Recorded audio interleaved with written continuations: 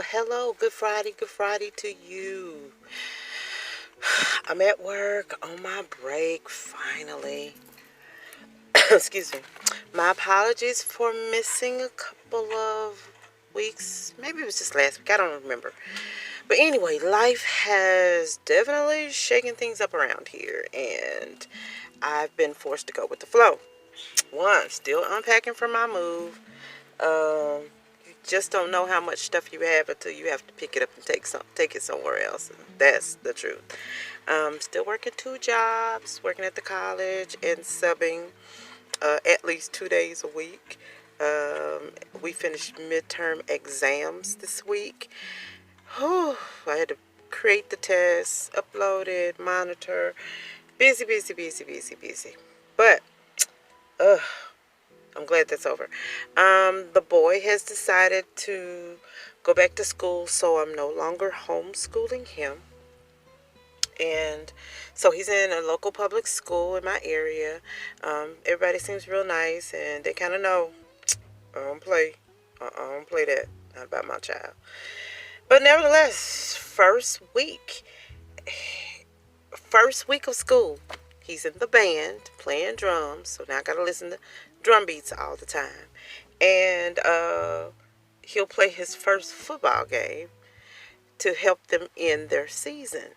Now, you know their team must be pretty much trash if they've allowed him to walk on to the team and help them finish out the season like that. I don't know. Anyway, also I've been still in discovery regarding relationship, and while I'm still a little nervous, I mean, ooh, I don't know what I will say. It has been good. It's been real good. I'm enjoying getting to know this person, and I'm actually not sending my representative or the counselor. What's funny is he's a counselor too, so we kind of be like, I see it coming. I already know. Don't try to counsel the counselor. So it's been kind of fun, trying to get in his head and him getting into my head. But anyway, nevertheless, I'm back. And I just want to kind of speak my mind on some things that have happened in our current news here in my area. As you know, I'm in the DFW area, and I didn't talk about the Botham Jean verdict for Amber Geiger and all that hugging and forgiving and all the rest of that. Let's just 10 years. 10 years for murder. 10 years.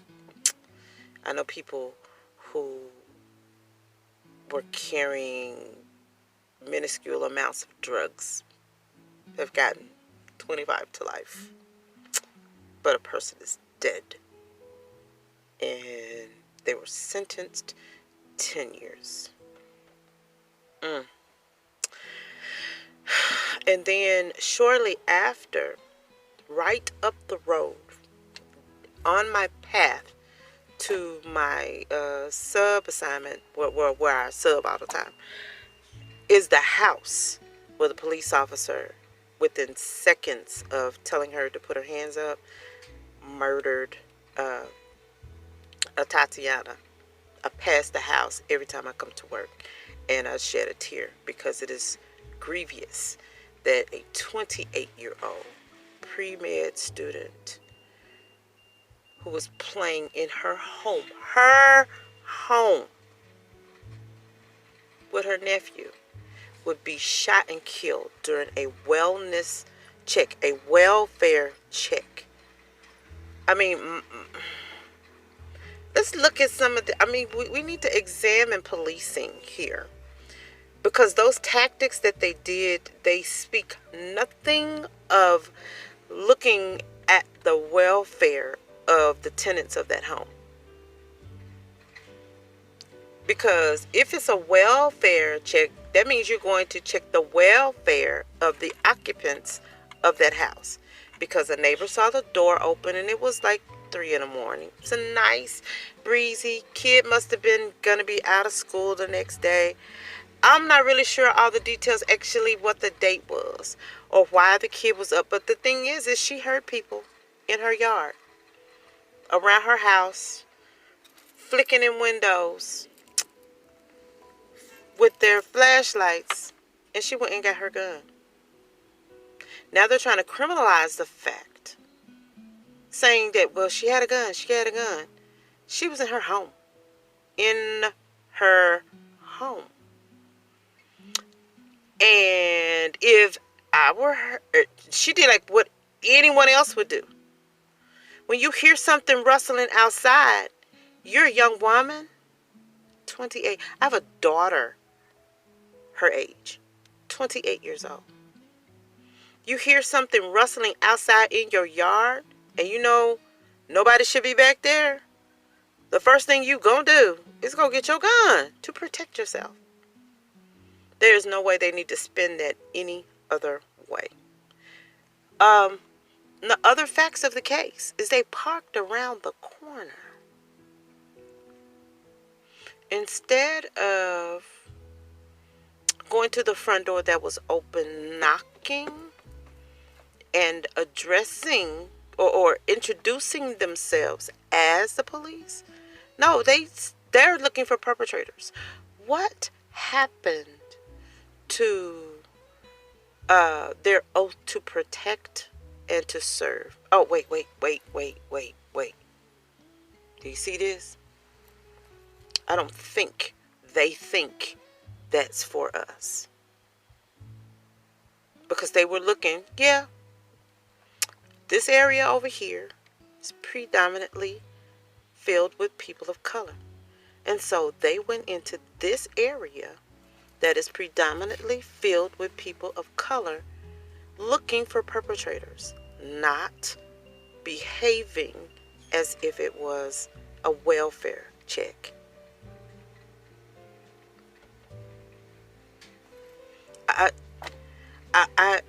I'm at a loss for words. I'm so disappointed in policing. But then again, I'm not.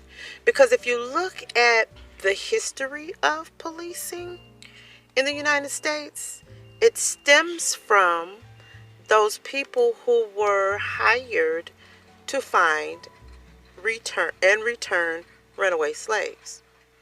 So it makes sense why we get beat, slaughtered, choked out, shot in the back. We raise our hands, and then shot. Because they're still in the mindset of picking off niggas. Yeah, I said it. I'm tired of this being the dynamic. I'm tired of this. It grieves me. I had my son and I sat and watched Ava DuVernay's depiction of this Central Park 5 situation, When They See Us. Because I needed him to see how he can be seen by the police. You fit the description. I ain't do nothing. That was his answer. You don't have to do nothing. The color of your skin causes you to be weaponized, and it should not. Now, trust me, it's not just cocoa skin. Black and brown people have been maligned, have been demoralized, have been criminalized just for being or looking or resembling what they considered something criminal. And that should not be the narrative. No police officer should want to go into policing with those ideas. And at this point, I'm kind of sick of it. You know, I like to keep life light, but life ain't light right now. Life ain't light. Yes, I said ain't.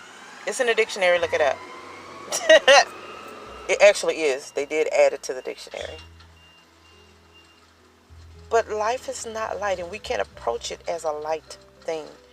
You can be here today and gone today. based on the actions of someone wielding a gun who is supposedly in a position of authority, who is scared. Why are you going into policing if you're scared of people? Why? Why? That's not where you need to be. Or they're using people who are ex-military who are suffering from PTSD. Why? As I said before, tired. Just makes me want to go up in my little spot, lock the doors, and stay there. Makes me not want to be social. Makes me not want to go out and about. But life is not designed for us to be stuck up in the house. I mean, this world is ours because it belongs to my Father. Scripture says the cattle on 1,000 hills belong to him. But guess what? Them hills belong to him too. And guess what? If I belong to him, they belong to me. Plain and simple.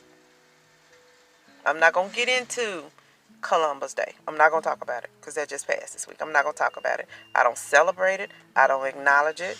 I mean, that's just like saying I could walk up in your house and say, hey, this is all mine now.